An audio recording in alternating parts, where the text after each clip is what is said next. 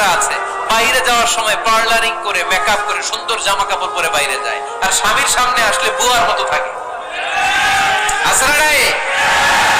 স্বামীর সামনে পচা জামা, ছিঁড়া জামা, চুলের মধ্যে নাই সুগন্ধি, নিজেকে গুছিয়ে রাখে না, সামলে রাখে না, কাজের বুয়ার মতো নিজেকে উপস্থাপন করে স্বামীর সামনে। আর বাইরে গেলে মেকআপ করে পার্লারিং করে যায়। হওয়া দরকার ছিল উল্টা, বাইরে আপনি সাদা সিধা ভাবে যাবেন, বোরকা দিয়ে নিজেকে ঢেকে যাবেন। বাইরে যাওয়ার সময় কোন নারী পারফিউম ইউজ করে যেতে পারবে না। নারীরা যত পারফিউম ইউজ করতে মনে চায় আপনার বেডরুমে, আপনার স্বামীর সামনে, ঠিক কিনা?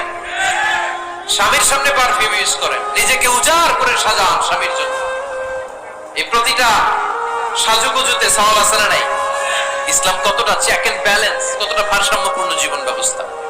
খবরদার, নারীরা ডিওডোরেন্ট ইউজ করে বাইরে যেতে পারবে, যেটা সে তার আর্মপিটে ইউজ করে, কিন্তু ঝাঁঝালো পারফিউম বোরকার উপর দিয়ে মেরে কোনো নারী বাইরে যেতে পারবে?